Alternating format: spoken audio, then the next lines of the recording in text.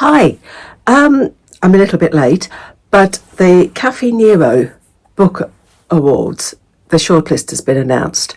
It was started last year. I mean, it used to be the Costa Prize, and then anyway, Cafe Nero brought out their book awards last year, and for the first year, and they've just announced a shortlist for this year. That's very rambling. You know what I'm like by now. I do ramble. They have 4 sections, and the winner from each section goes into sort of the grand final, and then there is a book of the year. So the 4 sections are, you've got fiction, debut fiction, non-fiction, and children's. And then one of each of those goes into the final then. Last year's winner was Morris and Marilyn, which was the non-fiction winner. Anyway, I will start with the fiction, and the 4 are, you've got Cursed Daughters by Oyinkan Braithwaite. I've not read that one, and it's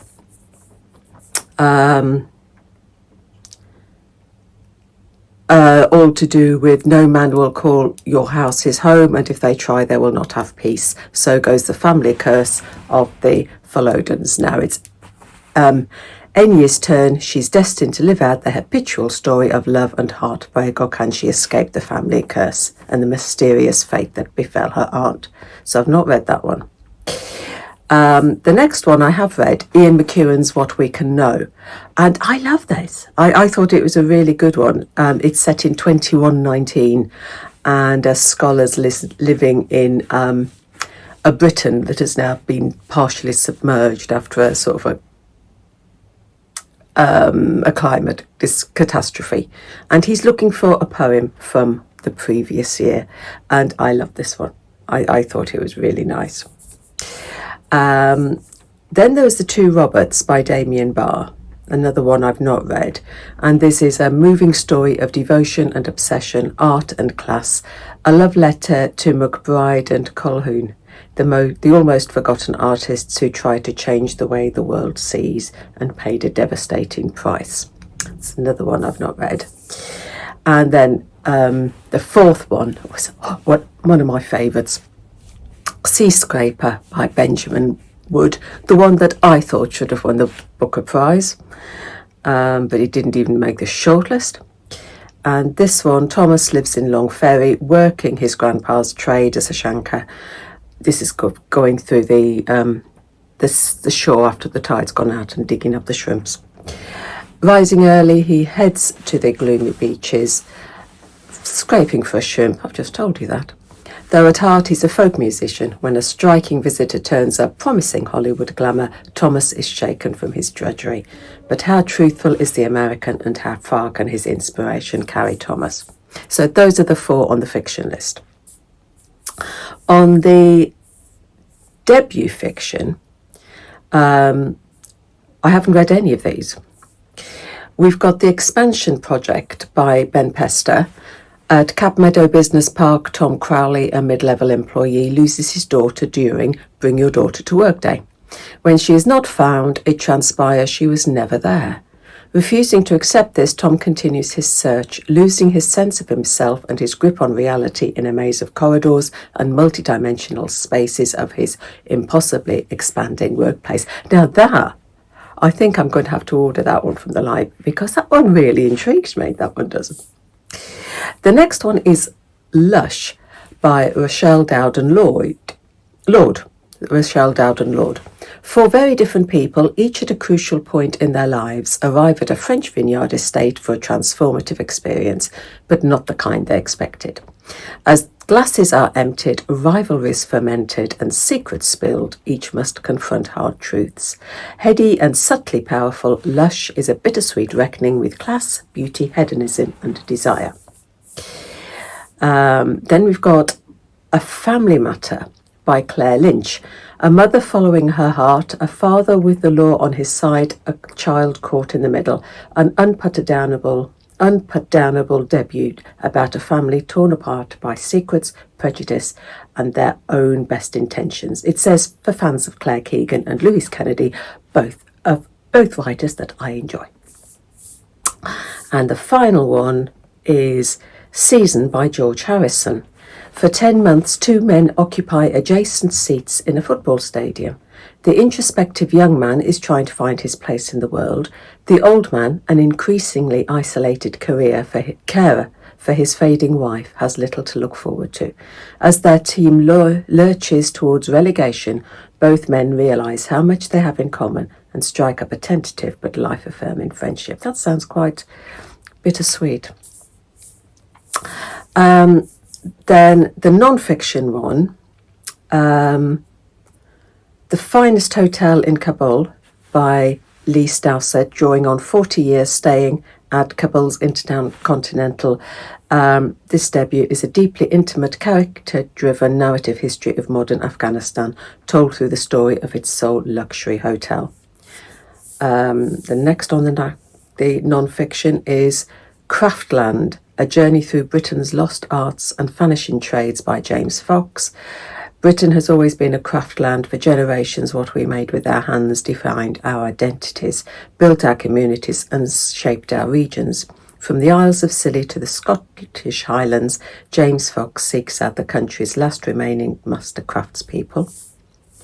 I don't really do non-fiction. It's very rare I read non-fiction. I prefer to lose myself.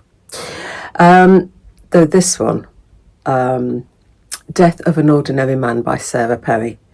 I've read Sarah Perry. The Essex Serpent, Enlightenment. This is non-fiction for her. So this might be one I pick up. Her father-in-law David died in the autumn of 2022, only 9 days after a cancer diagnosis. He was in some ways a very ordinary man, but as he began to die, it became clear how extraordinary he was. An unforgettable, profoundly moving account of dying, family, care and love. Sounds heartbreaking. Absolutely heartbreaking. And the final one on the non-fiction is We Came by Sea by Horatio Clare, an untold story of the small boats crisis, the story of volunteers who helped thousands of refugees, lifeboat crews mounting a great search and rescue operation of an uncelebrated Britain, a journey through a nation as great and good as the people in the dinghies believe Britain to be. It's not the story we have been told. So those are the 4 non-fiction ones. Whoops, I've lost my page. And the final section is children's fiction. Not read any of these, though I do know I have read one of the authors before. The first one, My Soul, A Shining Tree by Jamila Gavin, based on the true story of Indian World War I gunner and recipient of the Victoria Cross, Khudadad Khan. The story is told from 4 perspectives: Lottie, a Belgian farm girl whose village is the flashpoint for a battle; Ernst, a German teenage cavalry soldier whose grandiose dreams of war lie in tatters; Khudadad Khan, the gunner fighting with the British Army; and the walnut tree that shelters them all. So that sounds... I might pick that one up. Patrice Lawrence I've read before, and this one is People Like Stars. 3 13-year-old strangers, Ayrton, Stanley and Sen, are bound by one big secret. Ayrton was stolen as a baby. Although safely returned, his mum won't let him out of sight. Stanley and his twin Oliver's grandmother is a forbidden mystery. Sen finally has a home, but one wrong move could put her back on the streets. What happens when their paths cross? Dragonborn by Struan Murray. Life is no fun for Alex Evans. Ever since her dad's death, her overprotective mother has smothered her with unbreakable rules and unspoken fears. When frustrations inside Alex finally gets too big to bear, it gushes to the surface and flames spill from her mouth, because Alex is a dragon. And Jack Midner, the greatest dragon of all, is preparing a war against the human world, and Alex has to be good enough for this fight or we will all burn. A fantasy one, that one. And this one, the final one on the children's section, Shrapnel Boys by Jenny Pearson. When war comes to London in 1939, the battles aren't just in the sky and on the streets. For Ronnie Smith, they're at home too. His little brother is up to no good with dangerous new friends, and Ronnie is desperate to help. But he isn't expecting to uncover secrets that could change the fate of the whole war.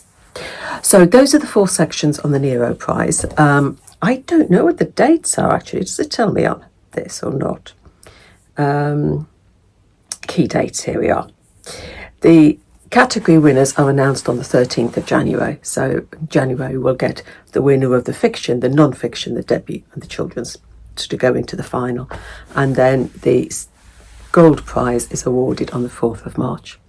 So I will dip in and out of this.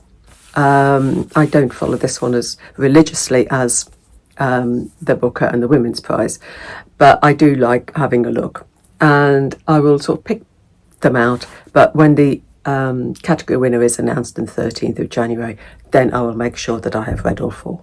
So that is the Nero Prize, the Nero Book Awards. So happy reading. Take care. Bye.